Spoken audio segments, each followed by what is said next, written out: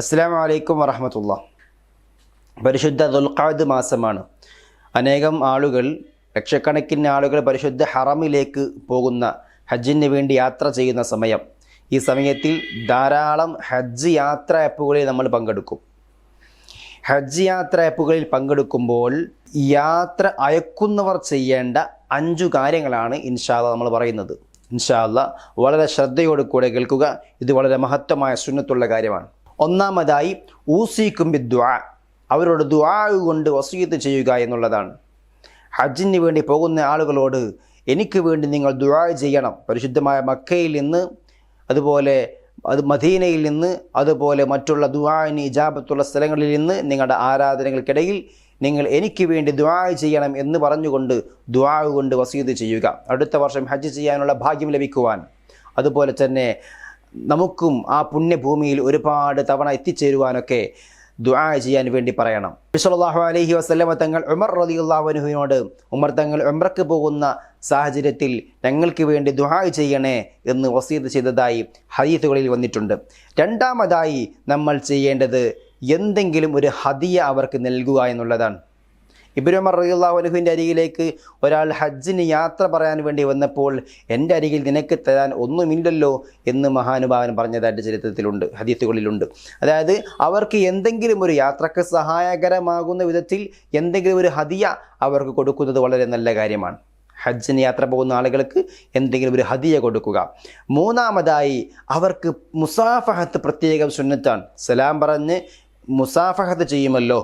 സലാം പറയൽ നമ്മളെല്ലാവരും ചെയ്യാറുണ്ട്, എന്നാൽ മുസാഫഹത്ത് പ്രത്യേകം സുന്നത്താണ്. മുസാഫഹത്ത് സുന്നത്ത് തന്നെയാണ്, എങ്കിലും ഹജ്ജിന് പോകുന്ന സമയത്തിൽ അവർക്ക് മുസാഫഹത്ത് കൊടുക്കൽ, എന്നിട്ട് യാത്ര പറയൽ പ്രത്യേകമായ സുന്നത്തുള്ള കാര്യമാണ്. നാലാമത്തേത് ഒരു ദുആയുണ്ട്. ദുആ തൗദിഅഹ് എന്നാണ് ഈ ദുആഇൻ്റെ പേര്. ഈ ദുആ ചൊല്ലുക. ഈ ദുആഇനെ ഹജ്ജ് യാത്ര പോകുന്നവരും ഹജ്ജ് യാത്ര അയക്കുന്നവരും രണ്ടുപേരും ചൊല്ലേണ്ട ദുആയാണ്. വളരെ മനോഹരമായി മഹാനാകുന്ന ഇമാം നബവി റളിയല്ലാഹു അൻഹു ഒക്കെ രേഖപ്പെടുത്തി വെച്ചിട്ടുണ്ട് ഈ കാര്യങ്ങൾ. ഇമാം നബവി തങ്ങൾ പറയുന്നു, അസ്തൗദിഉല്ലാഹു ദീനക വ അമാനതക വ ഖവാതിമ അമലിക വസവ്വദകല്ലാഹു തഖ്വ വഗഫറ ദംബക വയസ്സറ ദകറിൻ ഖൈറ ഹൈതു കുൻത്.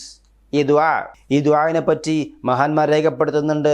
പല കിതാബുകളിലും കാണാം. ദുആ തൗദിയ എന്ന് പറഞ്ഞാൽ വളരെ വലിയ കാവലുള്ള ദുആയാണ്. അസ്തൗദിഉല്ലാഹ ദീനക് എന്നുള്ള ദുആ വളരെ വലിയ കാവലുള്ള ദുആയാണ്.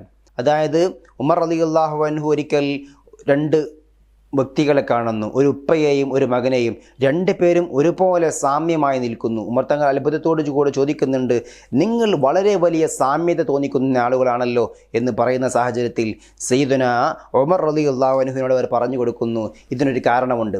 എന്താണെന്ന് വെച്ചാൽ, ഒരിക്കൽ ഞാൻ യുദ്ധത്തിന് പോകുന്ന സാഹചര്യത്തിൽ എൻ്റെ ഭാര്യ ഗർഭിണിയായിരുന്നു. എൻ്റെ ഭാര്യ എന്നോട് പറഞ്ഞു, പ്രിയപ്പെട്ട ഭർത്താവേ, നിങ്ങളിപ്പോൾ യുദ്ധത്തിന് പോയി കഴിഞ്ഞാൽ എൻ്റെ കാര്യം കഷ്ടത്തിലാണ്, ഞാൻ വയറിലുള്ള സമയമല്ലേ, ഞാൻ ബുദ്ധിമുട്ടിലാകും. അപ്പോൾ എൻ്റെ ഭാര്യയുടെ വയറ്റത്ത് കൈവച്ചുകൊണ്ട് ഞാൻ പറഞ്ഞു, അസ്തൗദിഉല്ലാഹു ബത്നക എന്ന് ഞാൻ ദുആ ചെയ്തു. ഞാൻ യുദ്ധത്തിന് പോയി തിരിച്ചു വന്നപ്പോൾ എൻ്റെ വീട്ടിൽ ആരുമില്ലായിരുന്നു, വീടൊക്കെ അടച്ചിട്ടിട്ടുണ്ട്.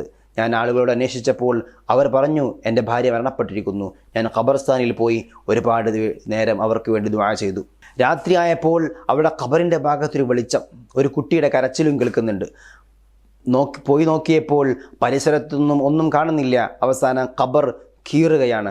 ഖബർ പുലർത്തി നോക്കിയപ്പോൾ ആ ഖബറിൽ ആ ഉമ്മ ഇങ്ങനെ ചാരി നിൽക്കുന്നുണ്ട്. ശരീരത്തിൻ്റെ ബാക്കി ഭാഗങ്ങളൊക്കെ ദ്രവിച്ചു പോയിരിക്കുന്നു, മാരടം മാത്രം ഒന്നും സംഭവിക്കാത്ത രീതിയിൽ നിൽക്കുന്നു. ആ കുട്ടി ഇങ്ങനെ മുട്ടിലഴയുകയും ഇടയ്ക്കിടയ്ക്ക് വന്ന് ഉമ്മയുടെ മാരടത്തിൽ നിന്ന് മുലപ്പാൽ കുടിക്കുകയും ചെയ്യുന്നുണ്ട്. ഈ മനുഷ്യൻ ആ കുട്ടിയെ എടുത്തു കൊണ്ടുവന്നു. ആ കുഞ്ഞാണിത്. ആ മഹാനുഭാവൻ പറയുന്നുണ്ട്, അള്ളാഹുവേ, എൻ്റെ മകനെ നീ എനിക്ക് തിരിച്ചു തന്നു, എൻ്റെ ഭാര്യയെ കൂടി നീ എനിക്ക് തിരിച്ചു തന്നിരുന്നെങ്കിൽ എത്ര നന്നായേനെ എന്ന് പറയുമ്പോൾ ആ ഖബറിൽ ഒരശരീരി ഉണ്ടാവുകയാണ്. എന്താണ്? നീ അസ്തൗദിഉല്ലാഹു ഫി ബത്നിക എന്നാണ്. നിൻ്റെ ബത്നിൽ അള്ളാഹു കാവൽ നൽകട്ടെ എന്ന് ദുആ ചെയ്തിട്ടുള്ളൂ. നീ നിൻ്റെ ഭാര്യയിലും കാവൽ നൽകട്ടെ എന്ന് ദുആ ചെയ്തിരുന്നുവെങ്കിൽ നിൻ്റെ ഭാര്യയും ഇന്ന് ജീവിച്ചിരിക്കുമായിരുന്നു എന്ന് മഹാനുഭാവനോട് ഒരശരീര രൂപത്തിൽ അവിടെ സംസാരിക്കുകയാണ്. ഇത് കിതാബുകളിൽ രേഖപ്പെടുത്തിയ കാര്യമാണ്. അതുകൊണ്ട് വളരെ മനോഹരമായ ദുആയാണ്, വളരെ വലിയ കാവലുള്ള ദുആയാണ്. അസ്തൗദിഉല്ലാഹ ദീനക വ അമാനതക എന്നുള്ള ദുആ വളരെ ചുരുക്കിയിട്ട് അങ്ങനെ വേണമെങ്കിൽ ചൊല്ലാം. അസ്തൗദിഉല്ലാഹ ദീനക വ അമാനതക. ബാക്കിയുള്ളത് ഇൻഷാ അല്ലാഹ് കഴിയുമെങ്കിൽ വഖവാത്തിമ അമലിക വസവ്വദകല്ലാഹു തഖ്വ വഗഫറ ദംബക വയസ്സറ ദഖറ ഖൈറിൻ ഹൈതു കുൻത് എന്ന് കൂട്ടിച്ചൊല്ലുക ഇൻഷാ അല്ലാഹ്. അഞ്ചാമതായി യാത്ര ചെയ്യുന്ന സമയത്തിൽ, യാത്ര അയക്കുന്ന സമയത്തിൽ അഞ്ചാമതായി നമുക്ക് ചെയ്യാനുള്ളത്, അവർ യാത്ര പോകുന്ന സമയത്തിൽ അവരുടെ പിന്നിൽ നടക്കുക. ആ നാട് കഴിയുന്നത് വരെ അവരുടെ പിന്നിൽ നമ്മൾ നിൽക്കുക. നാട് കഴിഞ്ഞു കഴിഞ്ഞാൽ അവരെ തനിയെ യാത്ര ചെയ്യാൻ അനുവദിക്കുകയും അവരുടെ പിന്നിൽ നിന്ന് ബാങ്കും ഇഖാമത്തും കൊടുക്കുക എന്നുള്ളതാണ്. അത് അവരുടെ യാത്രക്ക് സൗകര്യമാകുവാനും യാത്രയിൽ ബുദ്ധിമുട്ടുകൾ, ബലാവുകൾ, മുസീബത്തുകൾ ഒന്നും വരാതിരിക്കുവാനും അത് കാരണമാകും ഇൻഷാ അല്ലാഹ്. ഈ 5 കാര്യങ്ങൾ ഒന്നുകൂടെ പറയാം. ഒന്നാമതായി ഊസിക്കും ബിദ്ദുആ, ദുആ കൊണ്ട് വസീയത്ത് ചെയ്യുക. രണ്ടാമതായി എന്തെങ്കിലും ഒരു ഹദിയ കൊടുക്കുക. മൂന്നാമതായി കൈ മുസാഫഹത്ത് നിർബന്ധമായും സലാം പറഞ്ഞുകൊണ്ട് കൈ മുസാഫഹത്ത് ചെയ്യുക. നാലാമതായി ദുആ തൗദിഅ, അത് കൊണ്ടുവരിക. അസ്തൗദിഉല്ലാഹ ദീനക വ അമാനതക എന്നുള്ള ദുആ കൊണ്ടുവരിക. അതുപോലെ അഞ്ചാമതായി യാത്രക്കാരൻ്റെ പിന്നിൽ നിന്ന് ബാങ്കും ഇഖാമത്തും കൊടുക്കുക എന്നുള്ളതാണ്. അല്ലാഹു സുബ്ഹാനഹു വ തആല നമ്മളിൽ നിന്നും ഹജ്ജിന് പോകുന്ന എല്ലാവർക്കും മഖ്ബൂലും മബ്രൂറുമായി ഹജ്ജ് ഉംറ നിർവഹിക്കുവാൻ തൗഫീഖ് നൽകുമാറാവട്ടെ. അതുപോലെ തന്നെ നമുക്കെല്ലാവർക്കുമുള്ള വലിയൊരു ആഗ്രഹമാണ് ഹജ്ജ് ചെയ്യുക എന്നുള്ളത്. ഹജ്ജിന് വേണ്ടി ആ വിളിയാളം കേട്ട്, ഇബ്രാഹിം നബി അലൈഹി സ്വലാത്തു വസ്സലാമിൻ്റെ വിളിയാളം കേട്ട് ആ പരിശുദ്ധമായ ഭൂമികയിലേക്ക് നമുക്ക് എത്താൻ കഴിയുക എന്നുള്ളത്. അല്ലാഹു തൗഫീഖ് നൽകുമാറാവട്ടെ. ഞാനൊരു അമല് പറഞ്ഞു തരാം. അതായത് ദുൽഖഅദ മാസം മുതൽ, അതായത് നമ്മൾ ഇന്ന് മുതൽ നമ്മൾ തുടങ്ങണം.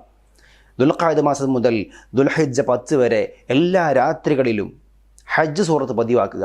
അനധി വിദൂരമല്ലാത്ത ഭാവിയിൽ ഹജ്ജിനുള്ള തൗഫീഖ് അയാൾക്കുണ്ടാകുമെന്നാണ്. ഹജ്ജ് സൂറത്ത് പാരായണം ചെയ്ത് അള്ളാഹുവിനോട് ദുആ ചെയ്യുക. അള്ളാഹുവെ ആ പുണ്യ ഭൂമിയിൽ ഞങ്ങളെ എത്തിക്കണമേ എന്ന് ദുആ ചെയ്യുക. ഇൻഷാ അല്ലാഹ് അള്ളാഹുവിൻ്റെ തൗഫീഖ് കൊണ്ട് ഹജ്ജ് ചെയ്യാനുള്ള ഭാഗ്യം അവരെ ചേടിയെത്തും. അള്ളാഹു തൗഫീഖ് നൽകുമാറാവട്ടെ. നമുക്കെല്ലാവർക്കും മഖ്ബൂലും മബ്രൂറുമായ രീതിയിൽ ഹജ്ജ് ഉംറ നിർവഹിക്കുവാൻ തൗഫീഖ് നൽകുമാറാവട്ടെ.